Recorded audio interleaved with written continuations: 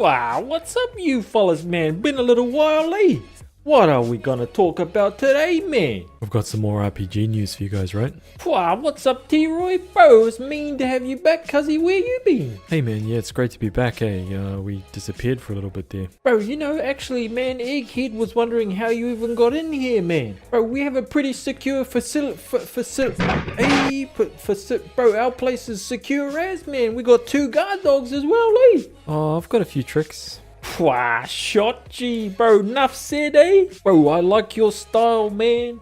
Anyway, here we are, bro. Let's get into this round of RPGs, eh? Are you ready? Bro, the first one I've got here, I bet it sneak past about 90% of everybody who's watching this channel, eh? It's called Ashen, bro. Have you heard of it, T-Roy? The dark is older than the light. Oh yeah, I'm looking forward to this game, eh? It's actually being developed right here in New Zealand. At last a day dawned, and we rose with this first light. It feels like a combination of Dark Souls and Journey. But that light was a betrayal, only fleeting. I think it's a little bit more of an action adventure with RPG elements. In its wake, the night returned to claim us. I really like that it's set in a world that has been in complete darkness for ages. After lifetimes, the light grows again, faint and vulnerable. I think that's such a cool idea, man. It brings to mind so many visual possibilities, I guess. There's stamina-based combat, iframe dodges, and cool-looking creatures, huge bosses, and it's also co-op. We will live in the new light rather than just survive in the dark.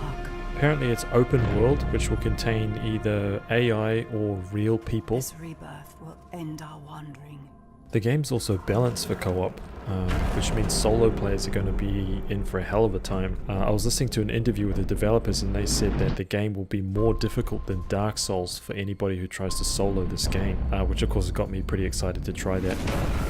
They also stated that there was a ton of weapons and armor upgrades to really customize your player, which is also, you know, it's always a good thing to have all of that. You know, when I first saw this game, visually I was like, oh damn dude, this looks so good. I really like how there's no faces on any of the characters, and I really enjoy the kind of like flat shaded look to everything as well. It just looks so cool, and it's an odd combination to have that with like a Dark Soulsy feel to the gameplay.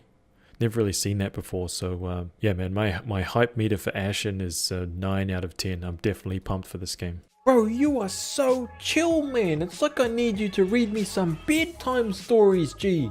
Maybe we could start with Lord of the Rings. Bro, are you trying to woo me right now, man? You aren't my type, man. That cuts deep, bro.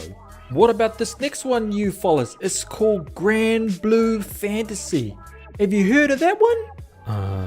I can tell you straight away that from the first time I saw this trailer, I was into this game. I'm always a sucker for painterly looking RPGs, man. I don't know really what it is about them. It's just, I think it's because there's always a really nice, warm and positive feeling about seeing something that's so painterly and vibrant. Even when the story is really dark, when those graphics are nice and light and vibrant and warm, they make you feel really good when you're playing. Not much has actually been released about this game so far, but from what has, obviously graphically, it's absolutely stunning, man. I love it. The combat looks to be super quick and action-packed, with like crazy over-the-top super moves, really fast like slashes and attacks. You can kind of count on that whole system being rock solid as far as, you know, combat goes, because it's Platinum Games, man. I mean, they did Bayonetta, Metal Gear Rising Revengeance, and of course Nier Automata. Bro, I still need to play Nier, eh, man, so I can check out so I can experience the story of Nier, eh? Man, here's the killer for GranBlue Fantasy though. For a couple of years we didn't know if we were actually going to get this game at all in the West. But in July this year they announced a Western localization. So fingers crossed that means we'll be getting it maybe sometimes in 2019. Not a lot of gameplay has been shown outside of the combat, so I'm definitely curious about, you know, what else is there You know, how's the story going to roll out? What other gameplay stuff is there? Is there going to be like some mini games? Is there going to be like this, you know, big open world to explore, that kind of thing? But I've got faith that they can do all of this stuff, man. Bayonetta was a masterpiece. I love that game.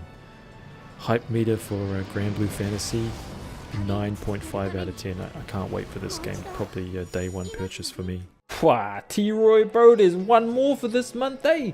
I bet there's not even a person on this flat earth that hasn't, eh? I bet there's not even a person on the planet that hasn't heard about this game yet, man. It's Cyberpunk 2077. You fellas all know that game, bro. I know you fellas saw that video, man. That 45 minutes of goodness. Bro, let's check it out. Firstly, I wanted to get something off my chest straight away about this game, man. Graphically, early footage of The Witcher 3 looked, to me, better than the final result that we ended up with. And I totally still stand by that. And I think that's always a tough pill to swallow for me, because I know what it's like to be in that position, and it's heartbreaking. What I don't want to have happen here is that this 40-minute kind of long piece of awe-inspiring brilliance isn't truly indicative of how the game is going to be when we get it. But I'm going to move on anyway, assuming that what we see here is actually what we're going to get. So with that said, graphically, man, I think this looks great. I don't even have to comment on it, really. It does differ from what I had in mind, and from the very initial kind of teaser that we saw, but that's totally fine, man. One thing that I did want to say about the graphics is just how different the city looks from like day to night. I think it takes a ton of skill to transform a city like that, where you know, most developers would throw a day-night cycle on something and some lighting tweaks. Man, it seems that CD Projekt Red have kind of gone to extreme lengths to make the entire city just completely transform to this whole other thing, you know, when it's nighttime. I think that's amazing. But I think the thing that has me most tweaked to kind of like unbelievable levels of excitement is just how many possibilities there appears to be to like achieve your goals. That's kind of insanely exciting, man. It's also scary because I just don't know how many hours I'm going to sink into this, because my OCD will keep telling me, oh, just go back and try and see if it works this way. And I'm already freaking out that, you know, right there, that may be hundreds and hundreds of hours that I'm going to pour into this game. I'm really curious to see if this level of depth is kind of just biased towards story quests only, or if, you know, in general, that's how the developers have chosen to author all of the quests available. Surely not, man, but if it is, Cyberpunk 2077 could kind of be the holy grail of RPGs. I have to say I was kind of surprised by the FPS aspect, and that it was a shooter. But at the same time, it feels really quick, responsive, and your player looks and kind of feels really agile. I mean, it's hard to tell because you're not in control, but watching through all of this footage, it's almost like an FPS version of a very fast-paced third-person kind of action-adventure, just like what we were talking about before with GranBlue Fantasy. It seems like, you know, how Platinum Games are able to make a fast-paced action combat system. I've never really felt or looked at a first-person shooter and felt like that same level of kind of agility and aggressiveness kind of translated to the first-person realm. But these guys, they seem to have done it, man. It kind of looks like that. It doesn't really feel like a first-person shooter. But maybe, I don't know, maybe that's difficult to explain. I know that I'm going to have an absolute blast in that character create.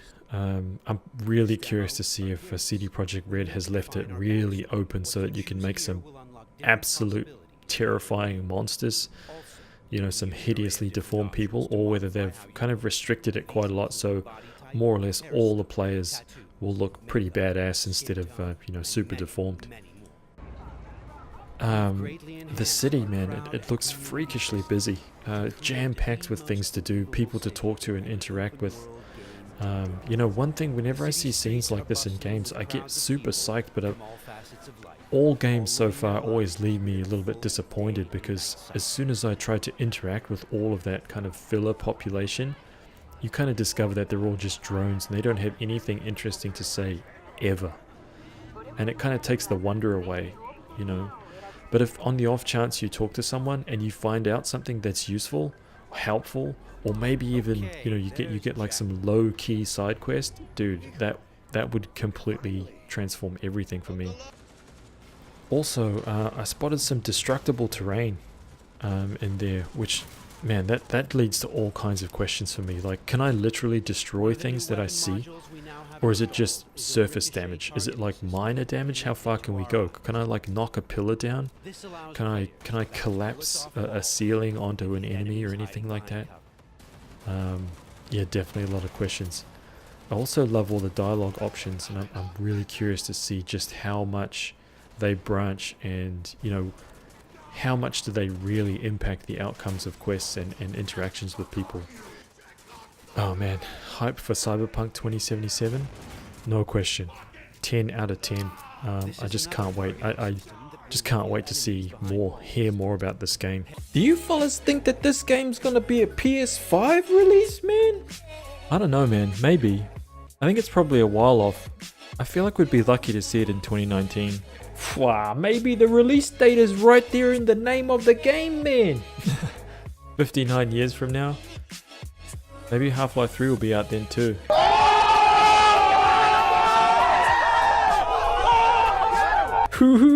Shot, bro. Thanks for that, T-Roy, bro. You're awesome, man. You can come back anytime, eh? I want to do this every month with you, man. You're a cool fella. Okay, you fellas, that's another 3 RPGs to get psyched up about, eh? If you haven't heard about them already. Don't forget to sub if you haven't already, man. I'm gonna start cranking out some content for you fellas, eh? I've already got some stuff cooking up, man. I can't wait to hear what you guys think about it. Catch you fellas on the next one, eh? Later, bo.